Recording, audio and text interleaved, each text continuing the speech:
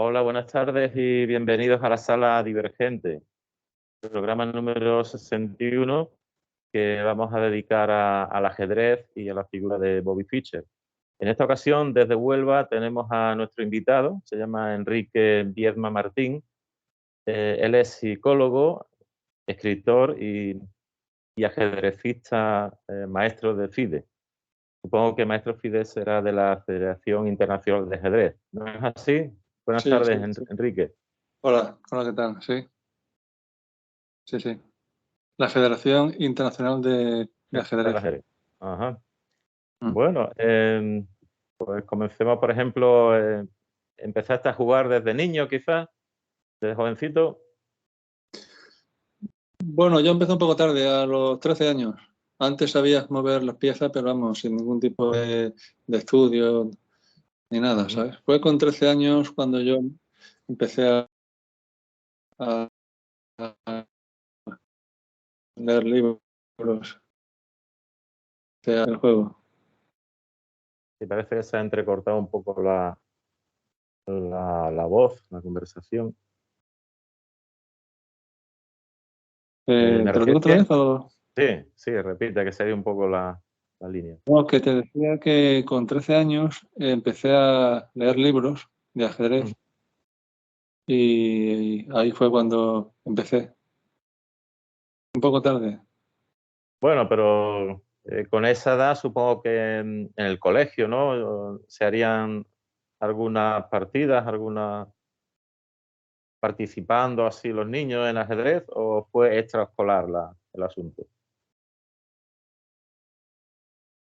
No, fue un verano, ya Ujú. acabó el colegio, un verano en casa de un tío mío, descubrí un libro de ajedrez, me Ujú. dejó bastante, bueno, me hechizó el libro, ¿no? Un libro de ajedrez me pareció algo increíble, ¿no?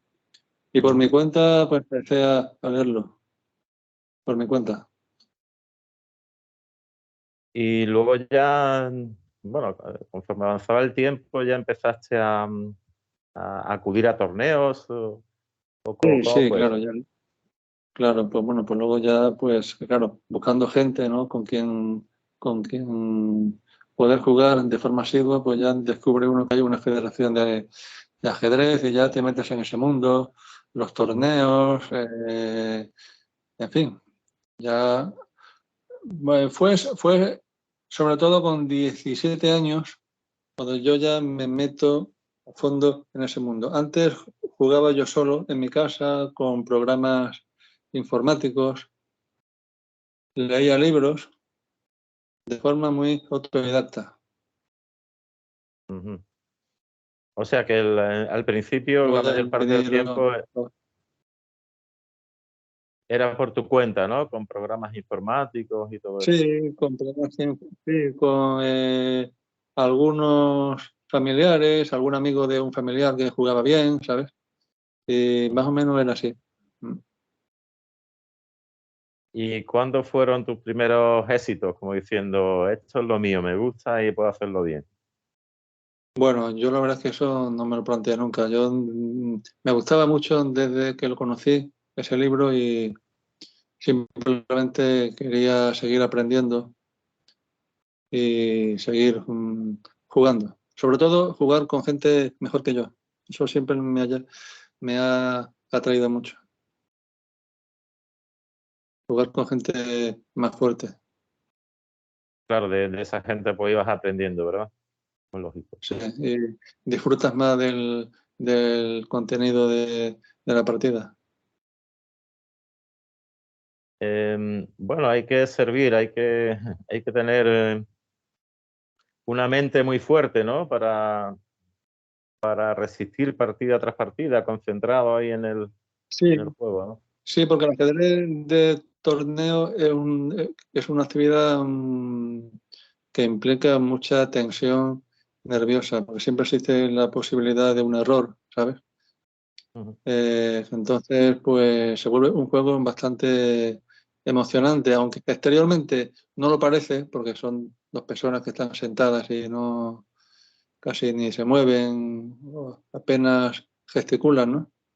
Pero por dentro es que existe una actividad tanto más intensa en cuanto que no se ve, que no se percibe directamente. Entonces, pues sí, hay que Claro. tener mucha fuerza mental, sí. Por eso mucha gente lo deja, ¿sabes? Ujú.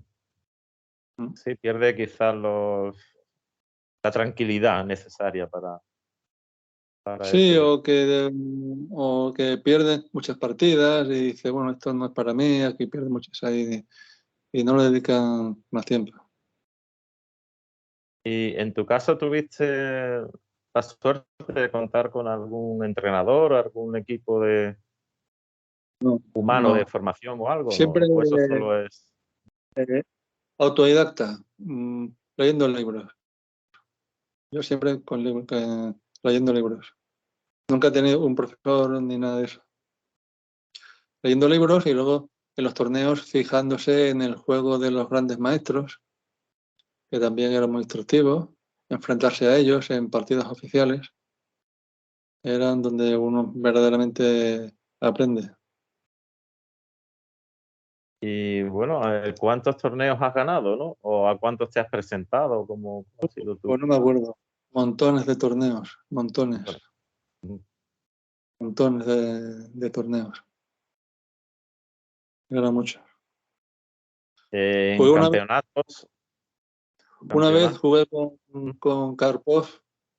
Él jugaba contra 25 personas a la vez en una Ajá. sesión de partidas simultáneas. Hice tablas y fue un día que no olvidaré nunca. Con Karpov, Anatoly Karpov. Ujú. Sí, sí, cuando era el campeón del mundo en el año 94 lo invitaron a Huelva Ujú. y nada, dio una sesión de partidas simultáneas. Y fue una experiencia maravillosa. Bueno, ¿y has ganado algún torneo así como a nivel nacional? Nacional, no. No. No. He ido a campeonatos de España, individuales y por equipos. Eso Ujú. sí, he jugado varios. Muy bien. Y, y bueno, entonces, en la otra parte del programa queríamos dedicarlo, como ya te comenté, a la figura de Bobby Fischer, ¿no? Sí, Eh, que era interesante. Interesante. em, sobre este personaje escribiste una novela, ¿no? Ujú. Sí, hace un par de años, que se llama La guerra del ajedrez. La guerra del ajedrez. Bueno, Sí, pues si te parece, explicas un poco de su biografía, de este ajedrecista tan famoso. bueno, pues es bastante larga. No sé Ujú, si quieres que lo haga resumido. Bastante largo. Bueno, él nació en... Bueno, tú si quieres me cortas, ¿no? Cuando tú quieras, ¿no? no, no hay problema. Tómate tu tiempo y si eso pues ya. Él nació en Chicago en el año 1943, era estadounidense. Era una época en la que los soviéticos dominaban el mundo del ajedrez y entonces que un americano llegase a la final del Campeonato Mundial de Ajedrez pues era poco menos que imposible, ¿no? Y él, que era un gran autodidacta y además era un fanático, porque estudiaba ajedrez pues todo el día. Pues, y además era un superdotado porque su cociente intelectual era de 180, superior al de Einstein. Y bueno, pues fue capaz, en el año 72 fue cuando llega a la final contra el soviético Spassky, un match que se jugó en Reykjavik, Islandia, y allí se proclamó el campeón del mundo, cuando nunca antes un americano había ganado el Mundial de Ajedrez. Supongo que en Estados Unidos no sería muy popular, ¿no? El ajedrez. No, no, no, no. Había jugadores por Occidente repartidos por varios países. En Dinamarca estaba, por ejemplo, Larsen, en Argentina Najdorf, en América estaba Reshevsky, pero eran repartidos, ¿no? En cambio, en la Unión Soviética, pues el ajedrez era un asunto nacional. De hecho, el enfrentamiento contra Fischer se vio como, pues, como una continuación de la Guerra Fría que en aquella época dirimían Estados Unidos y la URSS. Por eso mi novela la llamo La Guerra del Ajedrez. Ellos querían que Spassky ganase a toda costa y que perdiese, pues se vio como, bueno, pues como una tragedia de la Unión Soviética. ¿Y cuántos días estuvo ese torneo? ¿En cuántos días Aquello ganó duró, ese? sí, aquello duró 2 meses. 2 meses. Sí, las partidas eran en total 24, aunque se jugaron solamente 21 porque Fischer ya iba ganando con 4 puntos de ventaja a falta de 3 partidas. Empezó en julio del 72, el 1 de julio, y acabó el 31 de septiembre. 2 meses que estuvieron allí jugando. Y acabó con un triunfo rotundo de Fischer. Total, eso en la Unión Soviética sentaría súper fatal, ¿no? Sí, El no fatal. Bueno, poder. de hecho, se presionó mucho a los jugadores soviéticos, los llevaban a las sedes del KGB, los entrevistaban, les decían que tenían que ganar a toda costa. Y la verdad es que eso, pues, complicó bastante el asunto. Sí, porque estaban sometidos a una presión, ¿no? Política muy Sí, sí. encima de ellos. Y por ejemplo, Spassky, pues él se consideraba una persona independiente. Entonces él no veía aquello como una guerra, ¿no? Lo veía como, bueno, pues un campeonato mundial, una actividad deportiva. Pero bueno, ellos lo presionaron mucho para que lo viese como un asunto de Estado y luego hicieron todo lo posible para conseguir la revancha, 3 años después, en el año 75. ¿Y qué Karpov, pasó en el 75? pues Karpov se clasificó tras ganar el torneo de candidatos el año anterior y lo que ocurre es que ese año Fischer no se presentó a jugar con Karpov, lo cual fue para el mundo del ajedrez pues una pérdida enorme, ¿no? Porque un match entre Karpov y Fischer pues, hubiera sido algo impresionante. Lo que pasa es que Fischer no estaba preparado psicológicamente, tenía problemas psicológicos y al final pues no se presentó. De hecho, estuvo 20 años sin jugar. Después de ganar ¿Qué el tipo Mundial, perdona que te interrumpa, qué tipo de problemas tenía Fischer en su vida? ¿Esos bueno, problemas? básicamente pues problemas de adaptación, básicamente problemas de adaptación, no se adaptaba al entorno social. Para él solamente existía el ajedrez, todo lo demás no le interesaba absolutamente nada. Y bueno, y luego pues estuvo, como te comenté, después de derrotar a Spassky, pues desapareció, no jugó ni una partida más durante 20 años. A los 20 años reaparece para jugar una revancha contra Spassky en Yugoslavia, que en aquella época era la guerra de los Balcanes, y le prohibieron a Fischer desde el gobierno de Estados Unidos que se presentase allí. Él violó el embargo, jugó con Spassky y cuando acabó el match, pues dictaron contra él orden de busca y captura. En esa ocasión volvió a ganar a Spassky allí en Yugoslavia Sí, sí, sí. Ganó otra vez, sí. también. Sí, sí. Y entonces, bueno, una vez Estados Unidos lo nombra ciudadano non grato, ¿no? Y la orden esa, pues supongo que no regresaría, pediría refugio a algún sitio, ¿no? Él huye, estuvo por los Balcanes, estuvo por Japón hasta el año 2003, creo que fue que lo detienen. Y que estuvo 6 meses en Tokio, encarcelado. Entonces, Spassky, su antiguo rival, que era también amigo suyo, pues consiguió que el gobierno de Islandia, que fue donde él había jugado el Mundial, pues le diese asilo político. Y entonces, pues fue a Islandia, acabó allí sus últimos años. Curiosa historia, ¿no?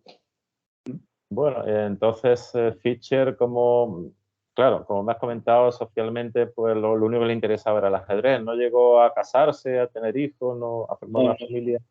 Nada. Tuvo siempre solo, sí. No tenía prácticamente ni amigos, prácticamente. ¿Y ninguna afición aparte que fuera la del ajedrez? No, bueno, ya cuando en sus últimos años se interesa por la política, leía muchos libros de política y sí, digamos que por la política. La política. Sí.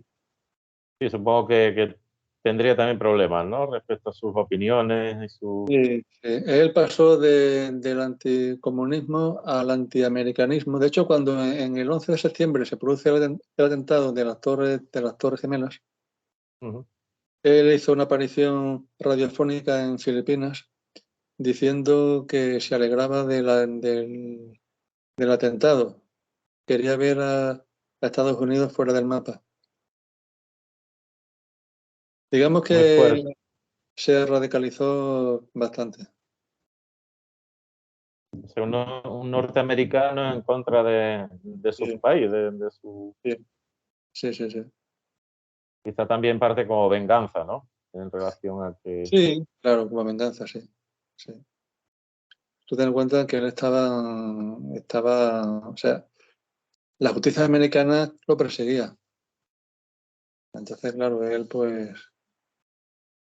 consideraba que como un campeón mundial americano, pues no se merecía ese trato. Y bueno, actualmente, ¿quién es el mejor ajedrecista a día de hoy? Pues hay un noruego, Un noruego. Paz, sí, un noruego que, por cierto, acaba de renunciar al título de campeón del mundo hace ¿Y un par de eso? semanas. Bueno, porque dice que está desmotivado, que ya no le motiva.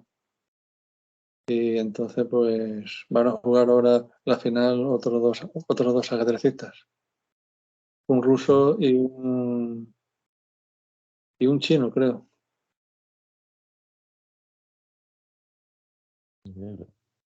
Y bueno, últimamente hay mucha expectación en cuanto al tema de la inteligencia artificial, ¿no? Con las partidas y eso. ¿Cómo lo ves, Enrique, el tema este de jugar Bueno, contra la máquina? sí, ese tema es controvertido porque hoy las computadoras son invencibles, ¿no? No hay forma de ganarles. Entonces, pues yo creo que la influencia es negativa. Porque antes, por ejemplo, un jugador analizaba por su cuenta.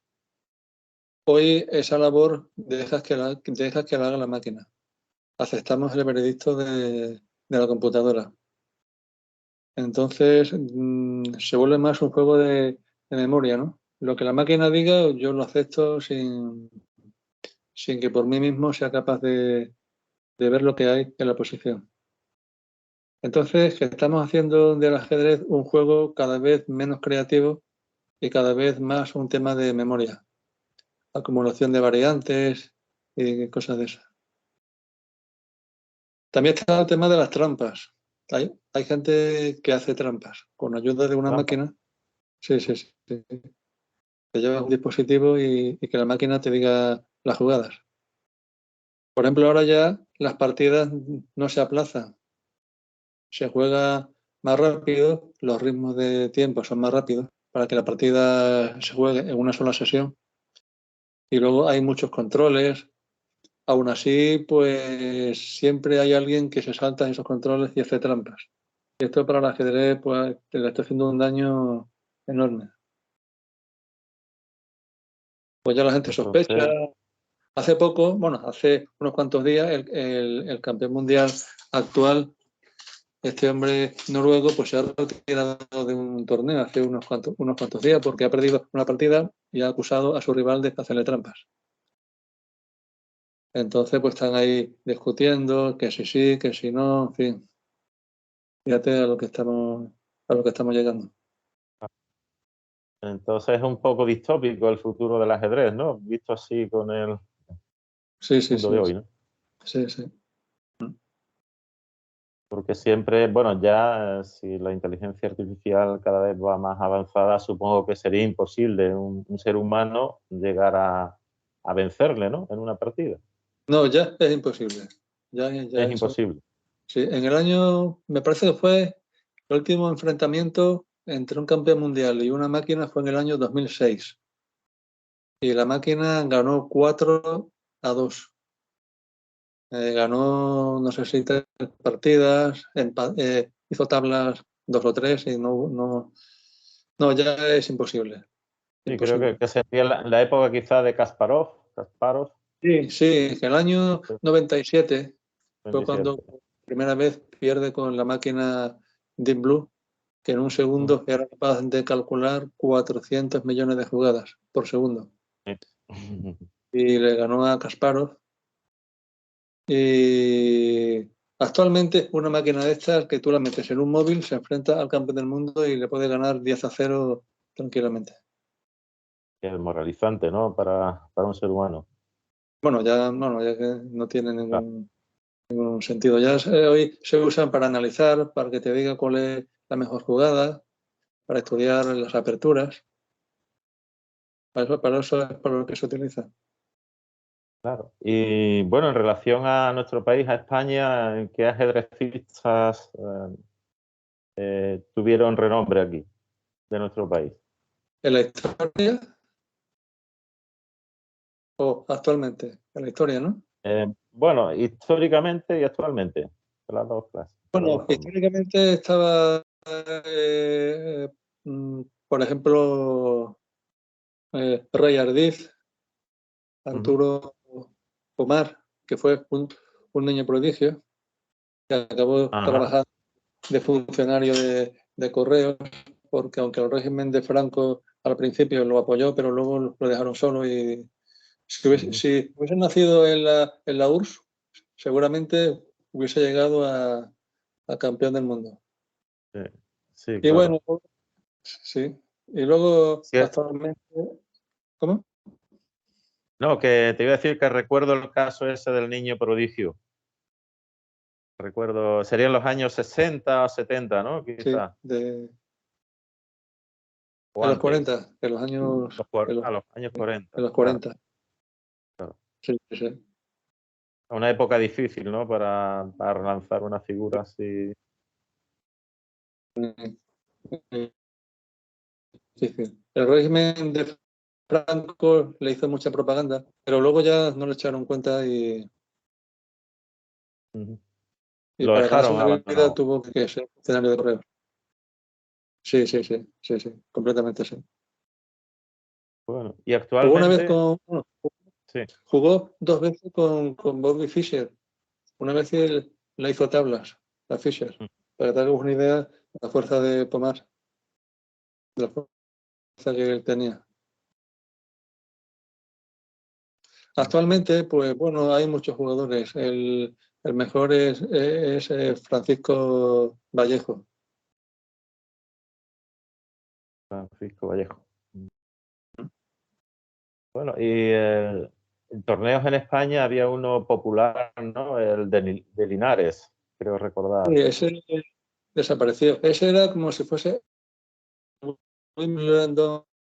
Ujú. torneo en el que iba la élite del ajedrez mundial. Kasparov, Karpov, Anand, en fin, todos Ajá. los mejores. ¿Y por qué desapareció? Qué lástima, ¿no? Empezó bueno, porque Rentero era el que lo organizaba, falleció.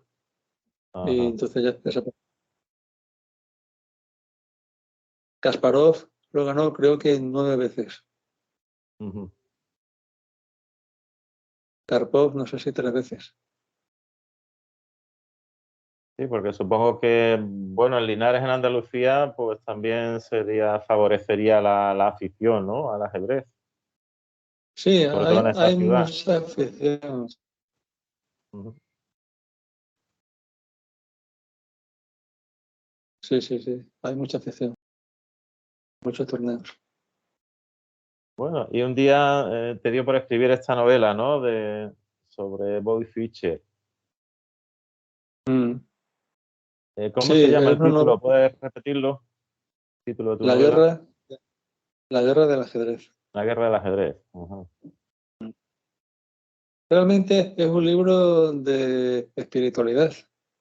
Ujú. Digamos que el ajedrez y la figura de Bobby Fischer es casi una excusa para hablar de la condición humana y de la posibilidad de una revolución psicológica. Realmente la novela, yo diría que su temática central es esa. También hablo de ajedrez, pero yo diría que lo más importante es lo que te he comentado. Ujú. Muy bien. Son los ajedrecistas unos seres superdotados, ¿no? ¿Cómo lo ¿Cómo? ves? Son Bueno, personas superdotadas los ajedrecistas, los eh, que saben bien. bueno, habría que ese tema habría que definir de entrada qué es realmente la inteligencia, ¿no? Si por Ujú. inteligencia se entiende solo la inteligencia lógico-matemática, en ese sentido, o la inteligencia espacial, en ese sentido, pues sí, son superdotados los grandes campeones mundiales y todo eso, ¿no? Ahora, si por inteligencia se entiende algo mucho más vasto que tiene que ver pues con la espiritualidad, ¿no? Por ejemplo, ¿no? Lo que llaman algunos psicólogos la inteligencia existencial o filosófica. En ese sentido, pues no hay ningún tipo de conexión entre la maestría en el ajedrez y ese tipo de inteligencia. ¿Y crees que el ajedrez debería de enseñarse en las escuelas a los niños, fomentarse de alguna manera? ¿Les vendría bien? Mm, sí, sí, sí, sí, siempre que sea alguna cosa voluntaria. Sí, estaría bien, sí. Sí, siempre que les guste, ¿no? Que al crío, por ejemplo, Que nunca como una cosa obligatoria. ¿no? Ujú. Por supuesto. Bueno, pues no sé, si alguien, algún oyente de este programa quisiera ponerse en contacto contigo para intercambiar alguna opinión o interesado por el libro que escribiste, ¿cómo podría hacerlo? ¿Cuándo? ¿Pero en abierto o privadamente? No, ya privadamente. Ah, privadamente. Bueno, Sí, pues si pues alguien sí. quiere quedarse, comprar tu libro, cualquier cosa de esas, ¿no? Si quieres dar mi correo electrónico o en Facebook, tengo también. Ajá, En Facebook me pueden encontrar muy fácilmente. muy bien, Solo pues con que sería escriban. Que más suficiente. Enrique Viedma. Perfecto. Sí. Bueno, Enrique, ¿y actualmente cómo llevas tú el ajedrez? ¿Juegas mucho? ¿Juegas de vez en cuando o lo tienes más aparcadillo? Bueno, juego como afición, ¿sabes? Sí. Ujú. Sigo leyendo libros porque me gusta por afición. Sí. De vez en cuando juego algún torneo, pero ya mucho menos. Ajá. ¿Y qué hace falta para ser maestro del FIDE, de la FIDE? Maestro Fide, bueno, pues hay que tener un determinado elo. El elo es un número que te Ujú. sitúa en un ranking. Hay que llegar a un elo de 2300 y con ese elo ya automáticamente te dan el título de maestro FIDE. Ujú. O sea, eso se consigue a fuerza de ganar partidas, ¿verdad? Sí, sí, sí, sí. Vas ganando partidas, entonces sube tu elo, cuando llegas a 2300 ya eres maestro FIDE. Y ya Luego superior a eso y otro rango más, o a eso es lo más. hay dos más, maestro internacional y gran maestro. Gran Ujú. maestro es el máximo que hay.